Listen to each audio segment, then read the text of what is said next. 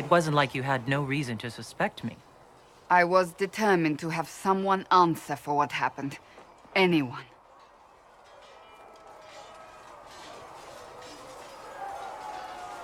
You've said you don't believe you're chosen. Does that mean you also don't believe in the Maker?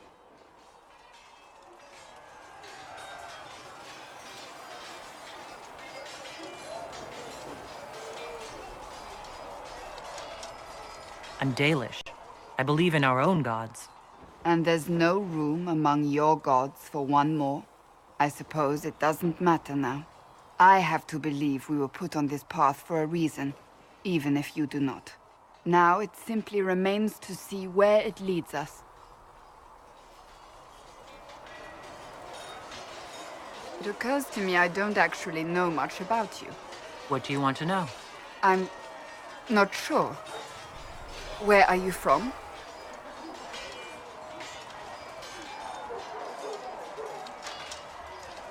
I thought you knew that. I suppose I could ask Liliana. She has collected a frightening amount of information on you. But I don't want to ask her. I want to hear it from you. My clan never stayed in one place for long, though we primarily roamed the free marches. Oh? I didn't think your people roamed that far north. But clearly I'm mistaken. I'm told some members of your clan might still be alive. Do you intend to go back?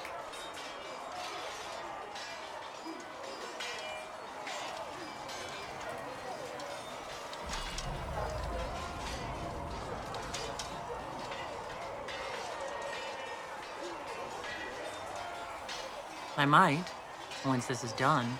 It will not be the same once you do.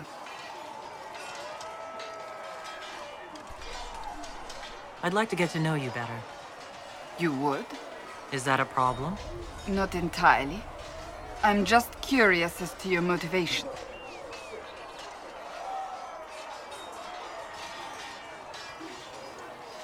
No motivation beyond making things between us less... Antagonistic? Exactly. As you wish. My name is Cassandra Pentagast, daughter of the Royal House of Navarra, 78th in line for the Navarran throne. I joined the Seekers of Truth as a young woman, and was with the Order until they withdrew from the Chantry. I remained as the Divine's right hand, carrying out her order to form the Inquisition. And here we are. That's all there is to know, my lady. You're a member of Navarra's royal family? The Pentagasts are a very large clan. Half of Cumberland could say the same. Really? No, but it feels that way. I have hundreds of relatives so distant they need charts to prove we're related at all. And they have them. Oh yes. The Pentagasts value their precious blood like it runs with gold.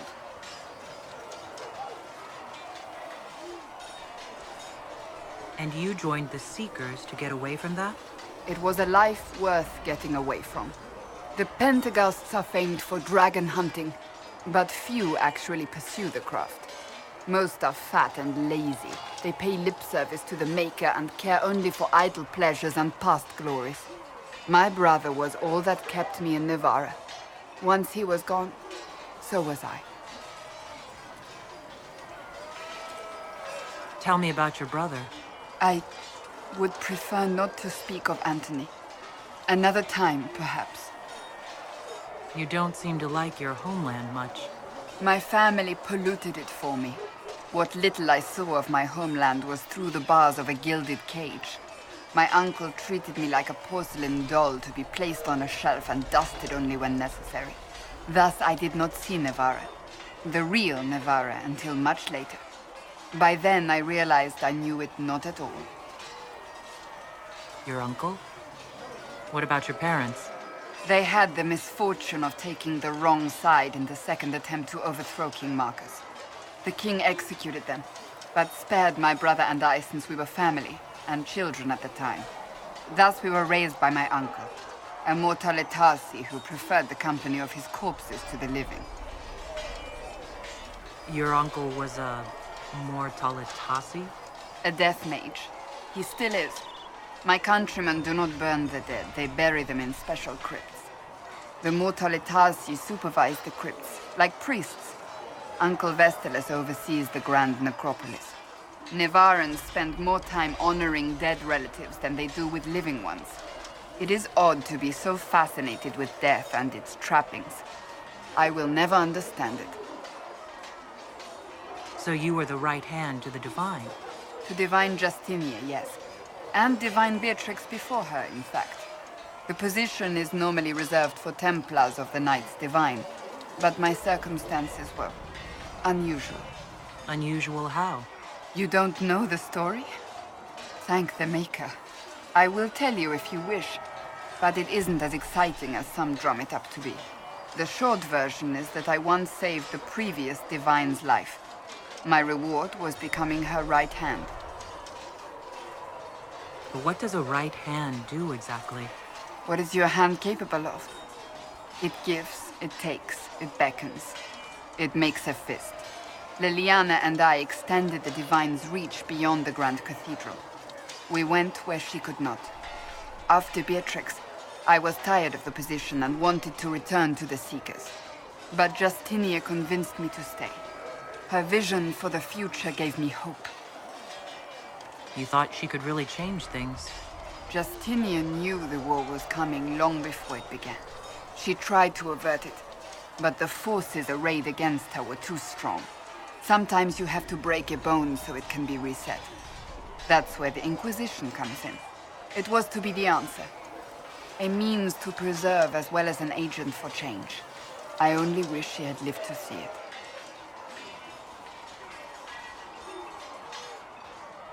I'll let you get back to work. Yes? Can you tell me more about the Seekers? The Seekers of Truth were born from the original Inquisition long ago, when it united with the Chantry. Seekers stood above the Templars, watching over them but also investigating magical events they couldn't handle. We were meant to be incorruptible, above reproach. How seldom does reality match the ideal?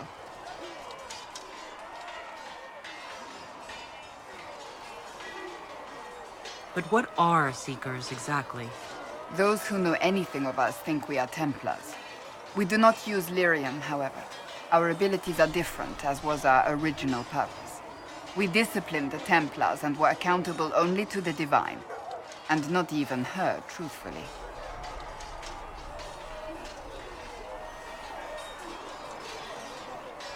So nobody ever watched over the Seekers?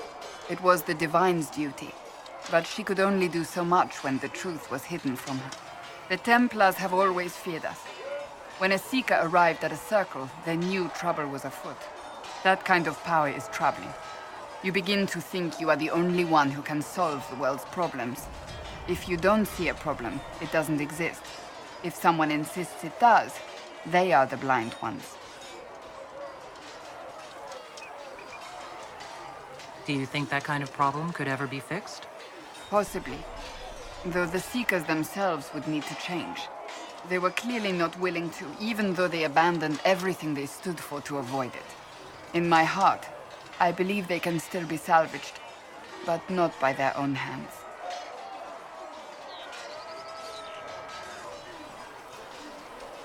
Why did your order turn against the Chantry? We originally united with the Chantry through a treaty that stated they would keep mages under control. It was felt Most Holy had tacitly allowed the Circle of Magi to vote on its independence, thus breaking the treaty. The Seekers saw themselves as justified, and they led the Templars into a war of righteousness. You sound like you disagree. We knew what was happening at Kirkwall, where the Mage Rebellion began. We looked into reports of Knight Commander Meredith's harsh treatment of her charges years earlier. But we found so many shocking cases of magical corruption, it was decided her actions were justified. If we'd been there when it happened, if we'd looked harder at the root causes...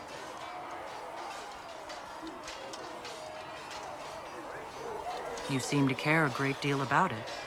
Too much, if you ask the rest of my order. When faced with a problem, the Seekers would close ranks and crush it.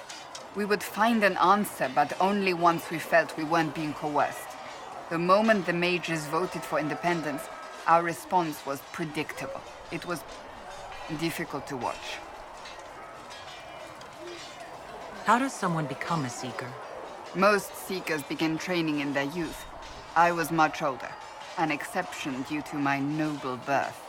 We train rigorously for years. Our bodies and minds must be elastic to undergo the vigil, and most fail even then. Is the vigil some kind of initiation? It is the rite every Seeker must go through in order to summon their gifts. A full year of fasting, prayer, and separation from all distractions, including other people. We empty ourselves of all emotion, focusing only on the purity of our devotion. And the moment it finally ends, it's wonderful. Faith realized. I cannot put it into words. I wish I could experience that. If the vigil was not so arduous, I'd say more should attempt it. What if mages never needed to fear possession by demons? I'm told it is impossible, however. I suppose I'll never know the truth of it now.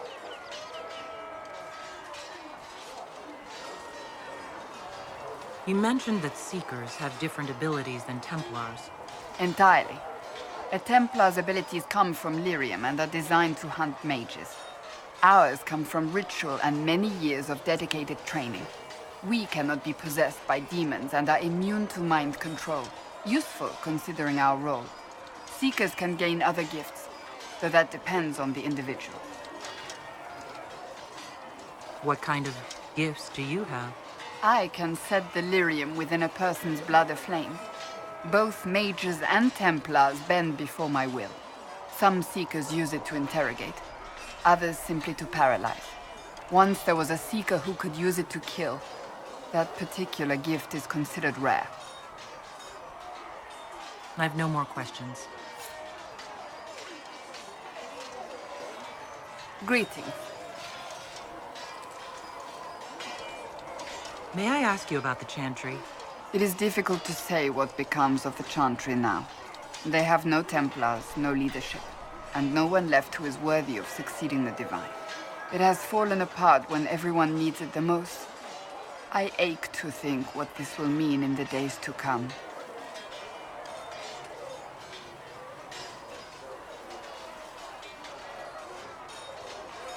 Do you really believe the Chantry is worth preserving? I do. Though I understand how someone born outside of human society might think otherwise. Cast the Chantry aside and new problems replace old ones. We will have learned nothing from history. The people need stability. And the Chantry needs a new purpose. Andraste had a dream for us. It can still be achieved. So what should that new purpose be? A dedication to what is truly important. Instead of building cathedrals and sewing gowns for the Divine, the Chantry used to spend its coin feeding the poor. If we are to spread the Maker's word across the world, we must do so with open hearts and open hands. That sounds rather idealistic of you. Does it? I do not think it's so unachievable. The Chantry has many good, honest people. They just need direction and inspiration.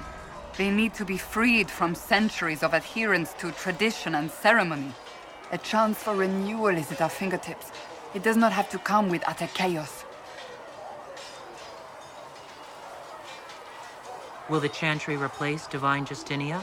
They will try. Once the priests withdraw for the Grand Consensus, it is against Chantry law for them to emerge without naming a new Divine. Sometimes it takes days, or weeks, or even months. The problem now is that no clear successor to Justinia exists. All worthy clerics died with her at the Conclave. So what happens if they can't agree on someone? Theoretically, they will argue until exhaustion takes them or they see reason. Practically, however, if the Grand Consensus goes on too long, the Chantry will crumble. Any cleric with ambition but little sense will see this as her one chance, and plenty of such clerics exist. We shall see what happens. The Inquisition must act in the meantime. If they do choose a new Divine, will you serve her? That depends on whether she would have me. I am a rebel now, remember? And even if she would, I do not know. It would depend on what type of divine she is. I am no longer in a position to follow blindly, and no new divine could expect such obedience now.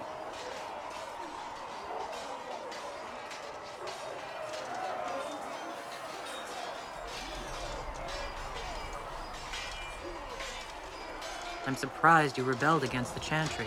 I left my own order when they took the wrong path. It is no different. But in neither case did I stop caring. Indeed, I care so much that I feel drastic action is necessary. I suppose history shall one day judge my actions. What influence does Chancellor Roderick really wield? He's a bureaucrat, responsible for communicating the Divine's will to the rest of the Chantry. Therefore, he's accustomed to the clerics hanging on his every word, hoping his influence will benefit them. Despite that, Roderick is not a bad man. He's frightened, and believes his place is to fill the gap left by Most Holy's death. Some might agree. As far down the chain of command as he is, there is no one left above him.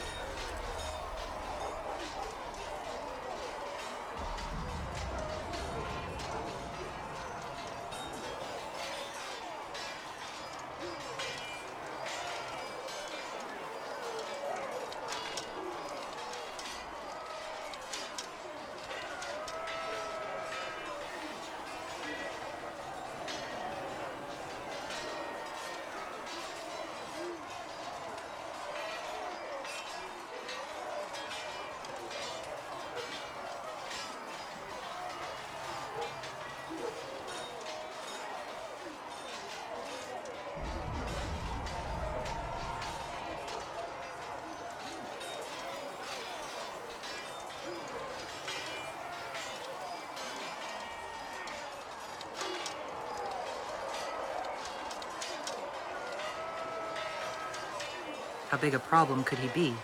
No more than he is already. He sent his message to the College of Clerics. That is the only card he had to play. Dealing with him further only lends him credibility he doesn't deserve.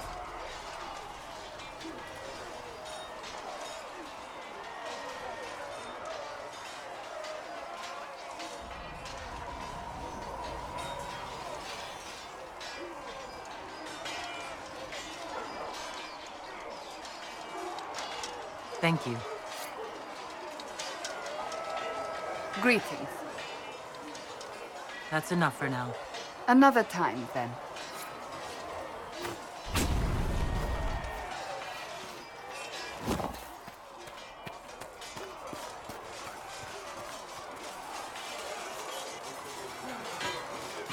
You there. There's a shield in your hand. Block with it. If this man were your enemy, you'd be dead. Lieutenant, don't hold back. The recruits must prepare for a real fight, not a practice one. Yes, Commander. We've received a number of recruits. Locals from Haven and some pilgrims.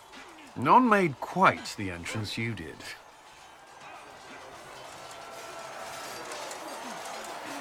At least I got everyone's attention. That you did. I was recruited to the Inquisition in Kirkwall myself. I was there during the Mage Uprising.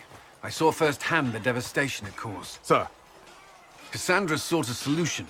When she offered me a position, I left the Templars to join her cause.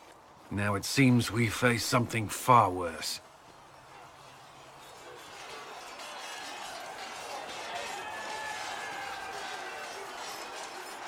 You left the Templars for this.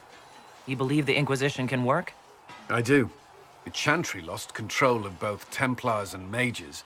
Now they argue over a new divine while the breach remains. The Inquisition could act when the Chantry cannot. Our followers would be part of that. There's so much we can... Forgive me. I doubt you came here for a lecture.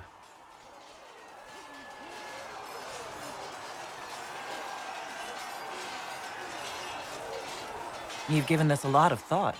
I know what happens when order is lost, and action comes too late. There's still a lot of work ahead. Commander, Sir Ryden has a report on our supply lines. As I was saying.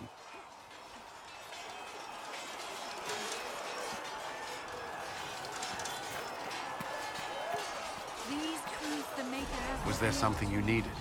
as there is but one world, one life. Why would Templars break away from the Chantry? The Order believes the Chantry no longer And supports he their is our efforts. Maker. Not to the extent they should.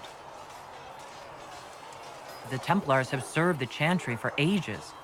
And in that time, they've come to take the Order's services for granted. Templars risk their lives against blood magic, demons, abominations, to feel as if those efforts are dismissed. I may disagree with the Order's actions, but I'm here as proof of that. But I sympathize with their frustrations.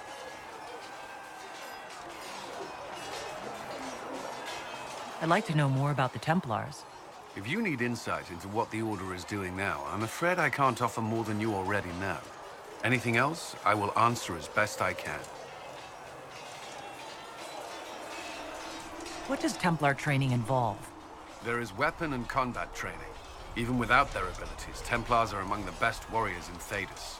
Initiates must also memorize portions of the Chant of Light, study history, and improve their mental focus. Did you enjoy your training? I wanted to learn everything. If I was giving my life to this, I would be the best Templar I could. You were a model student. I wanted to be. I wasn't always successful. Watching a candle burn down while reciting the Chant of Transfigurations wasn't the most exciting task. I admit, my mind sometimes wandered.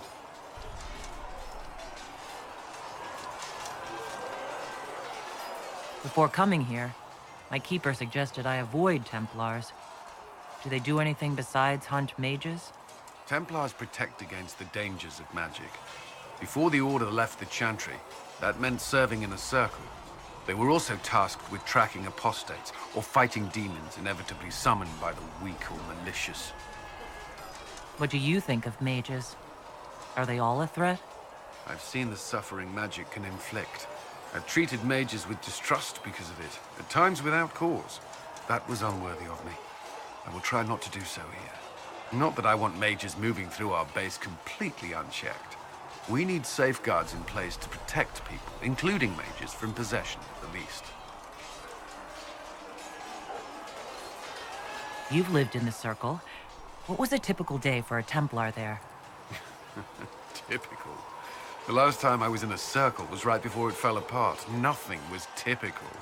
Before that, then? Certain rituals require a full guard. A mage's howling, for instance. I've attended a few. Most of the time, you merely maintain a presence, on patrol or in the circle, ready to respond if needed. Mages pretend to ignore that presence, but they're watching you just as closely. Do Templars and mages never speak to each other? Some do, but Templars are supposed to maintain a certain distance from their charges. If a mage is possessed or uses blood magic, you must act quickly, without hesitation. Your judgment cannot be clouded. Of course, ignoring one another does nothing to foster understanding.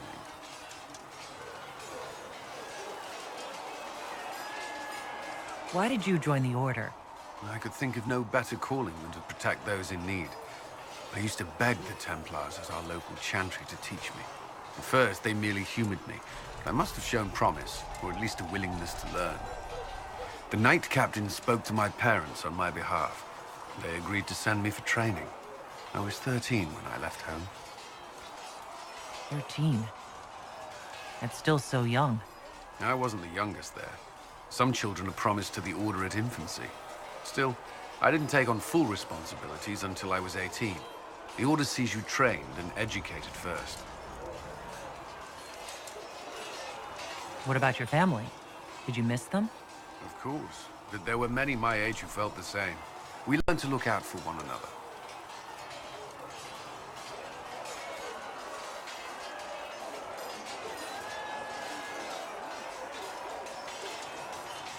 Do Templars take vows?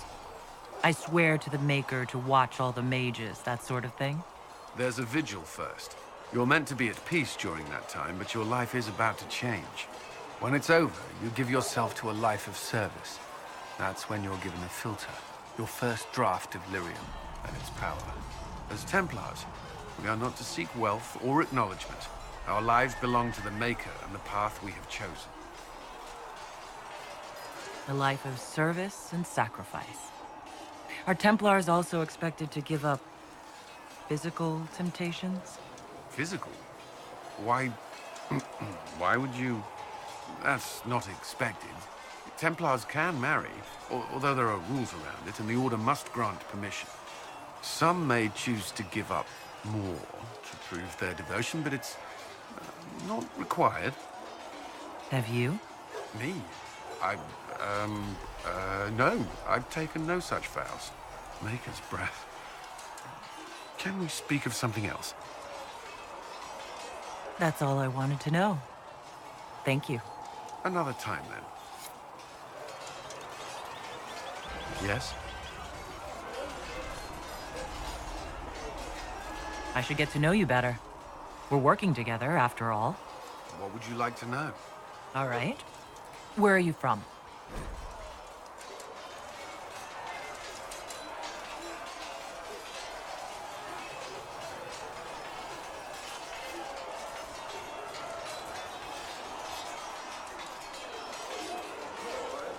I grew up in Ferelden, near Honleath. I was transferred to Kirkwall shortly after the Blight. This is the first I've returned in almost 10 years.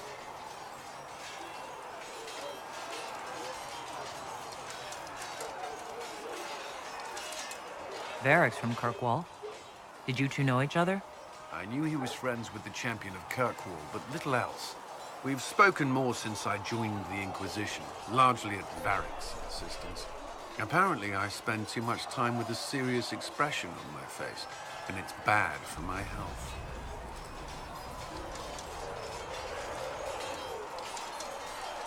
What was Kirkwall like? While I was there, Canary occupied and then attacked the city. The Viscount's murder caused political unrest.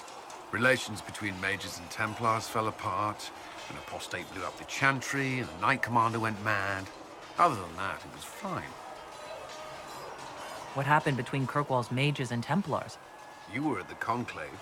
You must have heard people speak of it. Yes, but you were there. There was tension between mages and Templars long before I arrived. Eventually, it reached a breaking point. There was fighting in the streets. Abominations began killing both sides. It was a nightmare.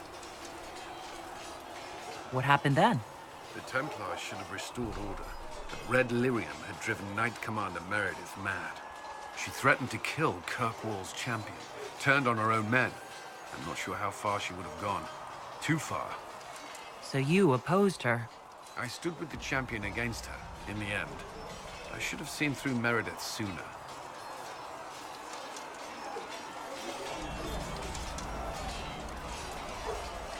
You haven't seen Ferelden in 10 years.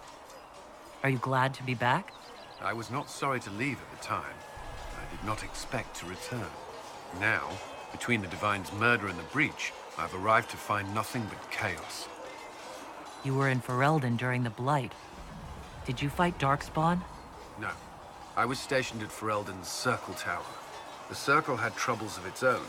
I remained there during the Blight. What happened at the Circle Tower? Few who survived the Blight have fond memories of that time. I would prefer not to speak of it. I'll let you return to your work. Another time, then. Was there something you needed? What do you think of the people you work with? Who do you mean? What do you think of our ambassador? We have little in common. How she delights in meeting with nobles all day is beyond me. But I enjoy working with her. How do you like working with Liliana? The Inquisition would not exist without her. I may not always agree with her methods, but she's more passionate about our cause than anyone. Cassandra may have declared the Inquisition publicly, but Liliana is just as responsible for its formation. Are you satisfied with the Inquisition's forces? Our numbers are small, but they suit our needs for the time being. Some Templars have joined us instead of following the Order. They've proven invaluable in training new recruits. I should let you get back to work. Did you need something? Is there anything I should know? Not at present. That's all for now. I'm sure you have other matters to attend.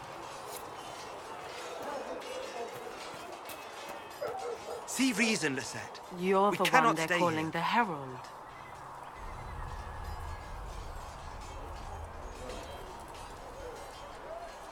You don't sound happy about that. I'm not. You are a mage, and magic was meant to serve man, not rule him. Yet here you are, testing that core tenet of the Chantry. I did not join the Order to adjust my faith so easily, but I appreciate what the Inquisition is trying to do, and your role in it. Though you may find not many Templars do. We're a distrustful lot by nature. How did you come to be a Templar? It seemed the right thing to do. My family are tradesfolk in Denerim. I could have become a cobbler like my father, but this seemed better. It's a chance to uphold the Chantry's laws and help the mages through a troubled time. I'm surprised to hear that. Not all Templars want to make mages into prisoners or villains. Some of us just want to keep a balance and let you practice your craft in safety. One person trying to do something can make a difference. You should keep that in mind, Harold. I like your take on the Templar Order. It's a shadow of what it was. Where once we both protected all people from the dangers of magic, we now posture and grab at power.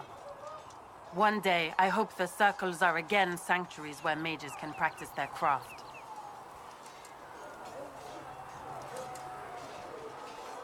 You're not going to rejoin the Order? When the temple went up, your forces rescued those few of us still alive. My life is a debt I intend to repay, however I can. Do you have any idea what caused the explosion? No, I'm just a recruit. Belief and faith doesn't get you closer to the important meetings. Though that distance did save my life. I will talk to you later. Walk in the Maker's grace. Yes? I like your take on the Templar Order. It's a shadow of what it was. One day, I hope the circles are again sanctuaries where mages can practice their craft.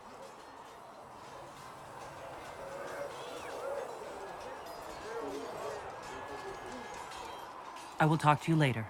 Walk in the Maker's grace.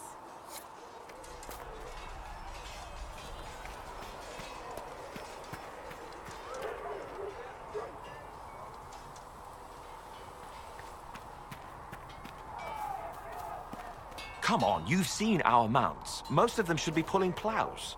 We didn't all grow up with fancy noble horses, Arnsberg. You ride whatever holds you. Why are you here with the scouts instead of fobbing around with the nobles anyway? My uncle died at the conclave. I'm a good rider. And, well, I thought I'd be more useful here.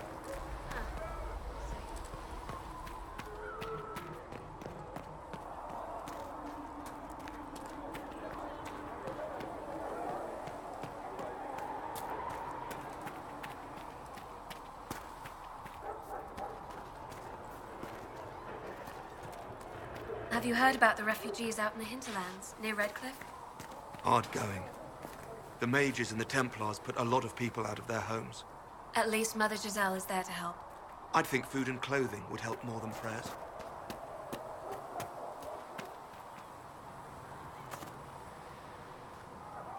The chosen of Andraste, a blessed hero sent to save us all. Am I riding in on a shining steed?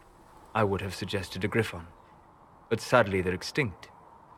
Joke as you will, posturing is necessary. I've journeyed deep into the Fade in ancient ruins and battlefields to see the dreams of lost civilizations. I've watched as hosts of spirits clash to reenact the bloody past in ancient wars both famous and forgotten. Every great war has its heroes. I'm just curious what kind you'll be. What do you mean, ruins and battlefields? Any building strong enough to withstand the rigors of time has a history. Every battlefield is steeped in death. Both attract spirits. They press against the veil, weakening the barrier between our worlds. When I dream in such places, I go deep into the Fade, I can find memories no other living being has ever seen. You fall asleep in the middle of ancient ruins? Isn't that dangerous? I do set wards. And if you leave food out for the giant spiders, they are usually content to live and let live. I've never heard of anyone going so far into the Fade. That's extraordinary. Thank you. It's not a common field of study for obvious reasons. Not so flashy as throwing fire or lightning. The thrill of finding remnants of a 1,000-year-old dream? I would not trade it for anything. I will stay there. At least until the breach has been closed. Was that in doubt? I am an apostate mage surrounded by Chantry forces, and unlike you, I do not have a divine mark protecting me. Cassandra has been accommodating, but you understand my caution. You came here to help, Solus. I won't let them use that against you. How would you stop them? However I had to. Thank you. But now let us hope either the mages or the Templars have the power to seal the breach.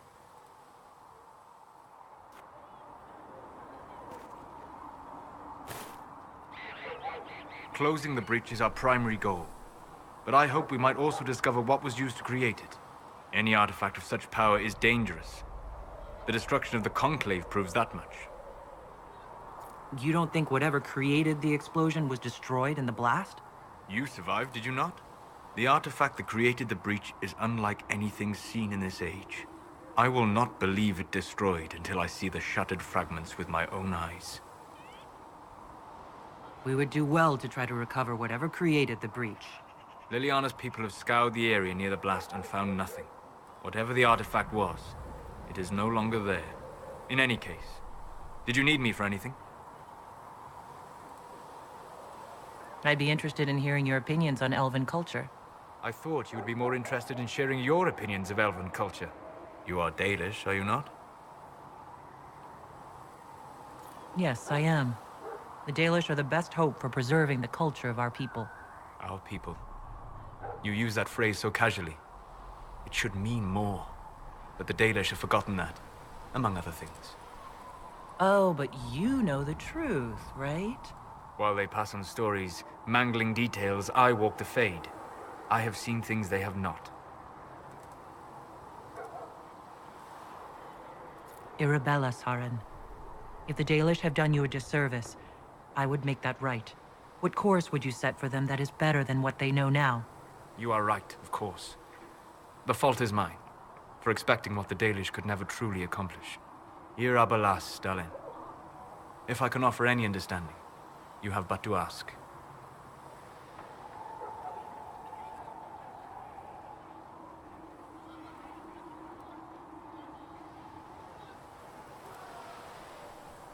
What can you tell me about elves living in human cities? The culture in alienages or among the slaves of Tevinter is like any of the impoverished and powerless. They cling to memories of a better past, and practice a few rituals to distinguish themselves from humans. Is the magic they teach in the Circle different from the magic I learned with my people? No and yes.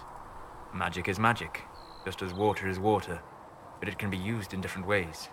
Dalish magic is more practical, not needing Chantry approval, although they still frown on blood magic. Superstition. Much of it is more subtle. A legacy from when elves were immortal.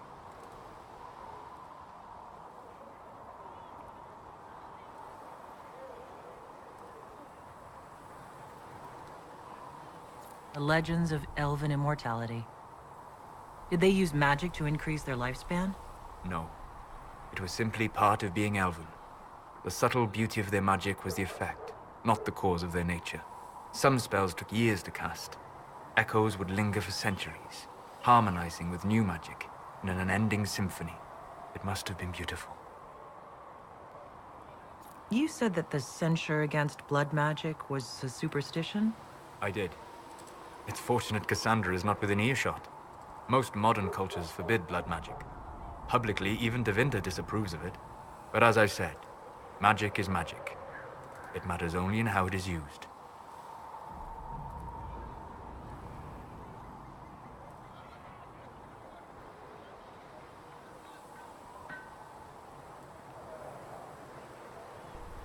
To be honest, I don't see it as different from any other magic. It's a means to an end. Indeed. The problem is that under the Chantry, blood magic is forbidden, so only criminals practice it. While in Tevinter, magisters compete with each other, instead of keeping their volatile friends in check. They always succeed through power, so they have never had the chance to learn another way.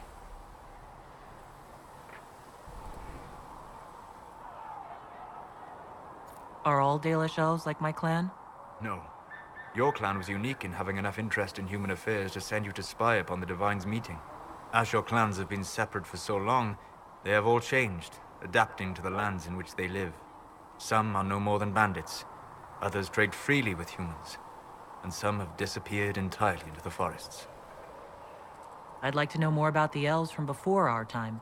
The Dalish strive to remember Hallam Sharal, but Hallam Sharal was merely a fumbling attempt to recreate a forgotten land. Arlathan. Elvanan was the Empire, and Arlathan its greatest city. Place of magic and beauty, lost to time.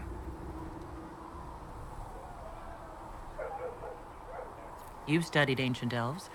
What else do you know of Arlathan? We hear stories of them living in trees, and imagine wooden ramps or Dalish Erebels. Imagine instead spires of crystal twining through the branches, palaces floating among the clouds. Imagine beings who lived forever, for whom magic was as natural as breathing.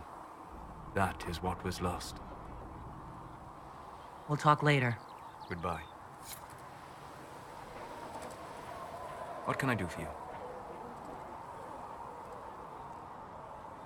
What do you know about the Fade?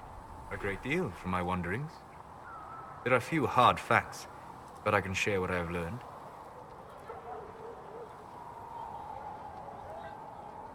I'd like to know more about the Breach. Simply put, it is a tear in the veil between this world and the Fade, allowing spirits to enter the world physically. Small tears occur naturally when magic weakens the veil, or when spirits cluster at an area that has seen many deaths. But your mark allows you to exert some control over the Breach. That means it was created deliberately.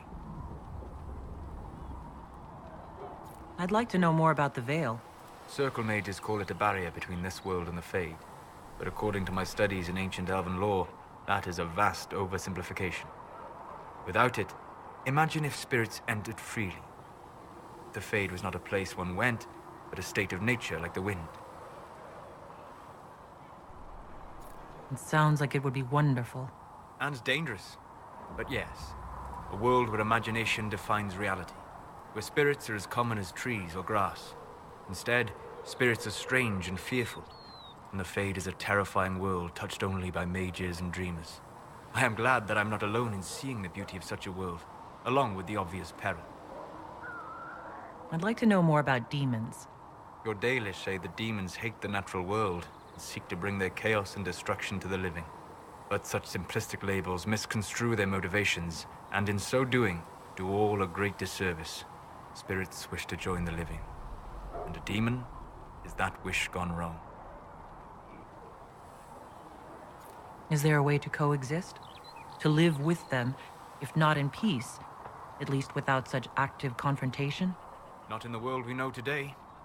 The Veil creates a barrier that makes true understanding most unlikely.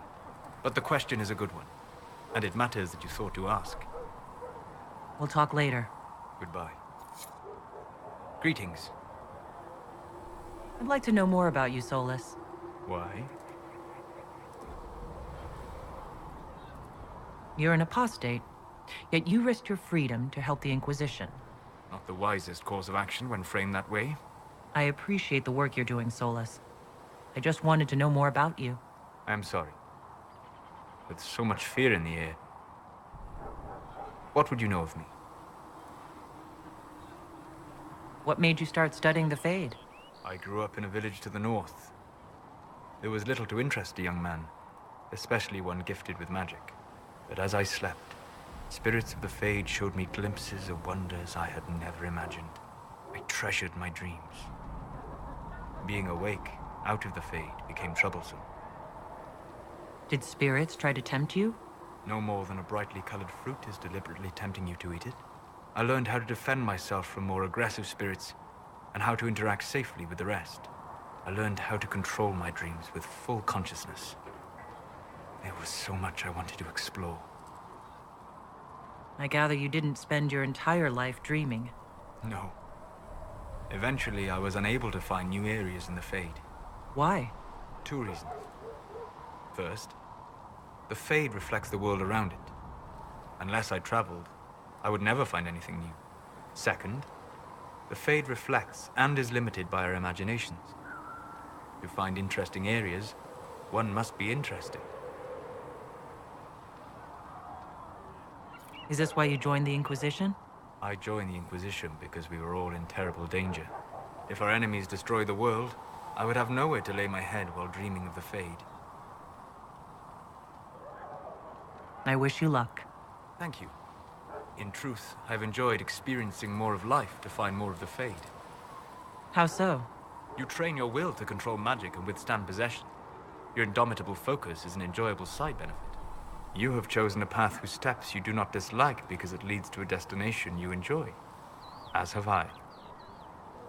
Indomitable focus? Presumably. I have yet to see it dominated. I imagine that the sight would be fascinating.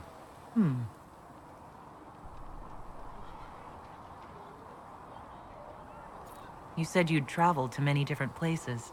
This world, or its memory, is reflected in the Fade. Dream in ancient ruins, and you may see a city lost to history. Some of my fondest memories were found in crumbling cities, long picked dry by treasure seekers, the best of the battlefields.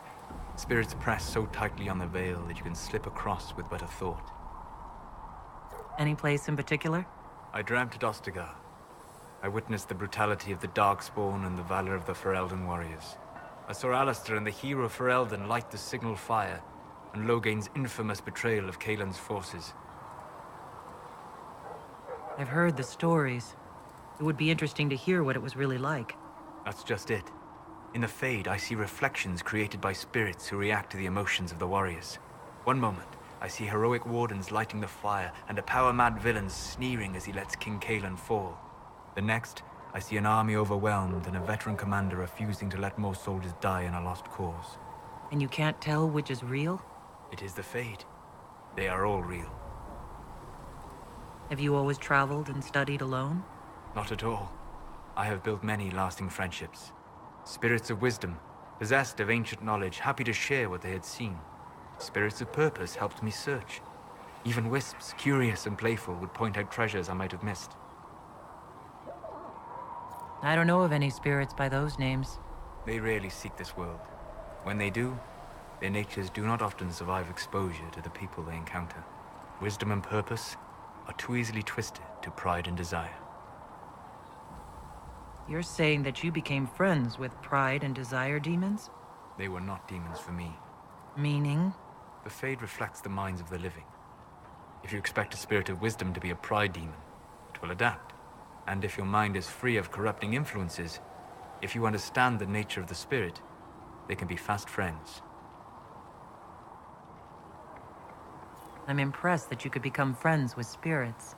Anyone who can dream has the potential. Few ever try. My friends comforted me in grief and shared my joy. Yet, because they exist without form, as we understand it, the Chantry declares that spirits are not truly people. Is Cassandra defined by her cheekbones and not her faith? Varric by his chest hair and not his wit? You have an interesting way of looking at the world, Solus. I try. And that isn't quite an answer. I look forward to helping you make new friends. That should be... well... That isn't quite an answer either. We'll talk later. Goodbye. Hello. We'll talk later. Goodbye.